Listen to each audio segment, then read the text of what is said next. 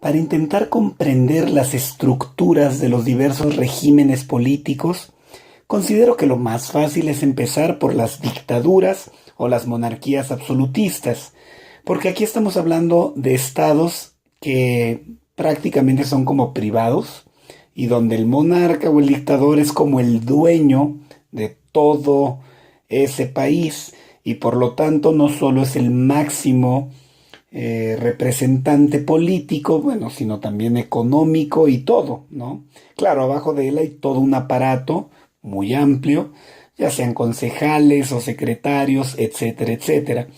Pero todo es muy sencillo porque él manda sobre todos y se hace su santa voluntad el 100% del tiempo. Punto.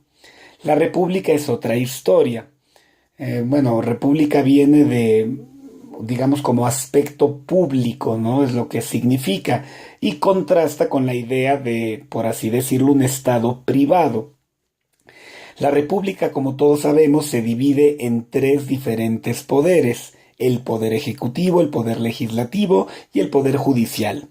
El poder judicial, bueno, es el que está conformado por los magistrados, procuradores, jueces, ministerios públicos, etcétera. O sea, todo el sistema que se dedica a interpretar las leyes y ejecutarlas. Aunque no sea un poder ejecutivo, bueno, este ejecuta una condena contra un presunto criminal o delincuente, ¿no? Entonces hace que se cumpla la ley y por lo tanto hace justicia, ¿no? Ese es el poder judicial. Obviamente los tres poderes son autónomos entre sí. El legislativo es el que está compuesto por el Congreso, ¿no? Por el Congreso de la Unión, como aquí en México. Y este sistema suele estar compuesto por dos cámaras, ¿no? Es bicameral, por así decirlo. La Cámara Alta es el Senado de la República, son los senadores, y la Cámara Baja es la Cámara de Diputados, por así decirlo. Hay menos diputados, hay menos senadores, perdón, que diputados. Senador, bueno, la etimología viene de la palabra senil o senilitud, que bueno, significa pues, anciano, en pocas palabras, es el consejo de ancianos, ¿no? O sea, los viejitos más sabios del pueblo que se juntan ¿a qué? A crear leyes, ¿no? Su contrapeso es obviamente la Cámara de Diputados. Diputado viene del latín deputare, que significa delegado. Entonces es como uno de nosotros del pueblo que nos representa. Uno por cada distrito, por ejemplo, ¿no? Por eso, por estas razones que explico, por ejemplo, inclusive en México necesitas 25 años para postularte como senador y solo 21 como diputado. Por esto que les digo, ¿no? Por ejemplo, en una monarquía parlamentaria como Inglaterra, la Cámara de los Lores es la Cámara Alta, es un puesto que se hereda entre la pues, aristocracia inglesa, o sea, las familias con mayores virtudes de todo tipo, y la Cámara Baja, bueno, es la Cámara de los Comunes, ¿no? Que sería el equivalente a la de diputados, ¿no? Y estas dos cámaras obviamente se equilibran entre sí y entre ellas disputan, alegan y aprueban finalmente las diversas leyes que una u otra han propuesto, ¿no? Y bueno, ahí se debaten, ahí se decide qué se aprueba y qué no. Ese es el poder entonces legislativo, que se encarga de eso, de emitir leyes. El poder ejecutivo tiene básicamente dos funciones. Una es la jefatura de Estado y la otra es la jefatura de gobierno. El jefe de Estado, que por lo general también es el comandante supremo de las Fuerzas Armadas, es como el máximo responsable de ese aparato de gobierno. El jefe de gobierno, curiosamente, bueno, ese es el presidente del Ejecutivo, el que se dedica a ejecutar las diferentes leyes, por ejemplo, que se hayan establecido, pero no en el sentido judicial. Más que nada es como, imagínense unos hermanitos que mandan al hermanito menor con la mamá y va y le dice, oye mami, ya hicimos la tarea y todo, queremos ver si nos compras una pizza. O sea, ese es como el presidente del ejecutivo, o sea, ya se hizo un consenso, ¿no? Y se tomaron decisiones y él, digamos que representa a todas esas cámaras, o sea, representa el poder, en este caso legislativo, y así se presenta ante el mundo y ante su propio pueblo, es como el representante. Jerárquicamente hablando, está por encima el jefe de Estado que el jefe de gobierno.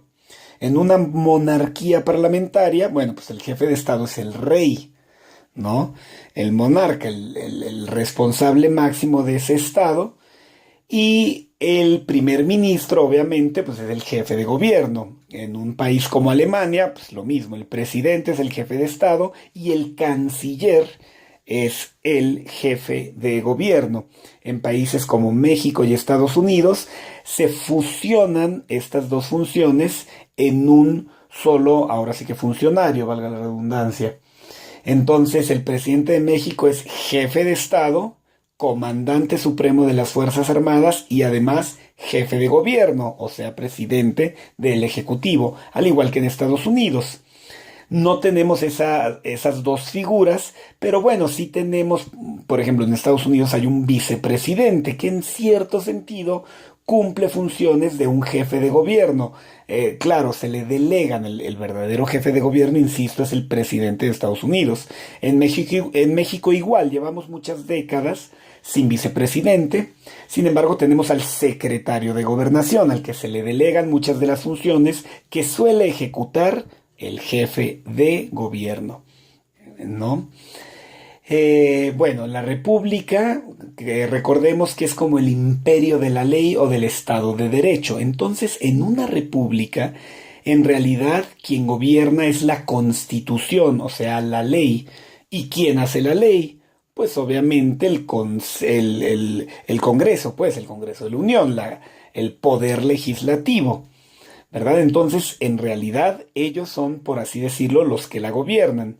¿A qué me refiero con esto? A que en teoría, en una república, si yo tengo una ley X que fue aprobada por ambas cámaras y la mayoría de los ciudadanos no desean cumplirla y de hecho la incumplen, se les castiga y punto. ¿Por qué? Porque en teoría la ley o la constitución está por encima de todo. En la democracia no, ¿eh? O sea, en términos teóricos, claro que no. Si el pueblo no está a favor de una ley, independientemente de qué tan buena o mala sea esta, pues no se hace ley. O sea, no se prohíbe, por así decirlo, tal o cual cosa. Porque, bueno, el concepto de democracia es el que todos conocemos, la mayoría de votos, la mayoría de acuerdo con una idea, independientemente de lo buena o mala que sea, así como independientemente de lo malo o bueno que sea el candidato X que ganó la presidencia o el puesto X, el que sea.